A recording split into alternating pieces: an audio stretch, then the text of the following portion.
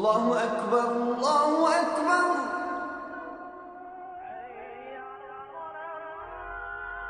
Allahu Akbar, Allahu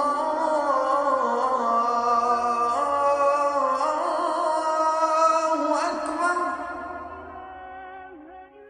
أعوذ بالله السميع العليم من الشيطان الرجيم بسم الله الرحمن الرحيم السلام عليكم ورحمة الله وبركاته. We are reaching the 7th day of Ramadan. Time is really flying and we can see how things are moving and life is going on.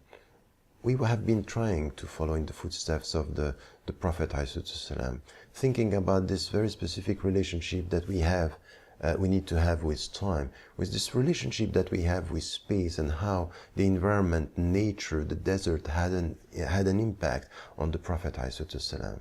And then also what we spoke about yesterday was important in the way he was dealing with people. So there is this relationship with time, the relationship with space, the relationship with nature, the relationship with human beings. And this is where we can see that the Prophet ﷺ had this moral distinctiveness. He has this distinction. He was visible out of his good character and his good manners. Now there is something else which is important, is that in the way the Prophet ﷺ was dealing not only with fellow people in the tribes and the clans, but also with authority, with people of power, with the leaders.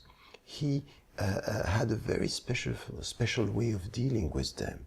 And when we come to this, we need to understand that there is something that we can call intellectual empathy.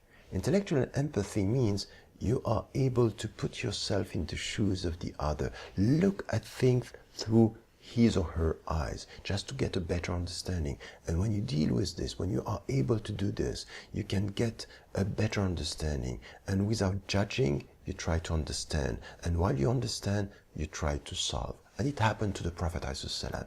Once they were rebuilding Al-Kaaba, and then they were fighting, the leaders were fighting because they wanted to put the black stone at its place, and it was a privilege to do so, and they were struggling. And then they said, let us ask the first one who is going to appear.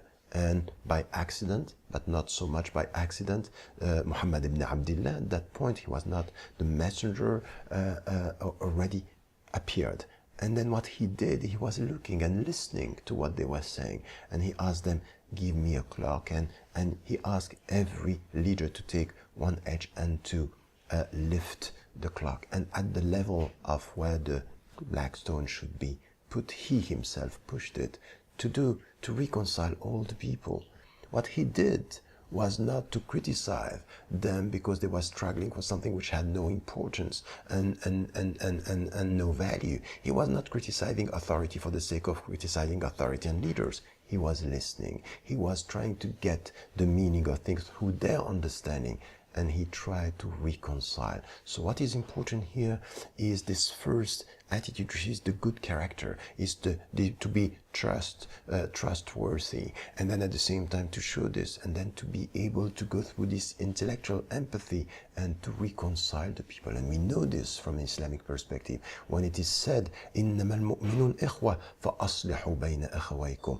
Brothers and sisters, believers are brothers and sisters in Islam. We know this, and what we have to do is to have an active role by reconciling them, by making peace. He was somebody, he was spreading peace, reconciling the people. This is the message of Islam. And while we are fasting, we need to get this as the essential message of Islam. Be somebody while fasting, while living, who is spreading peace, reconciling the people, and trying to go through this intellectual empathy, looking at things through the eyes of others to help them to reconcile with yourself and themselves. May Allah help us to get this message and never forget to tell the people you love that you love them, inshallah. Wassalamu alaikum wa rahmatullah.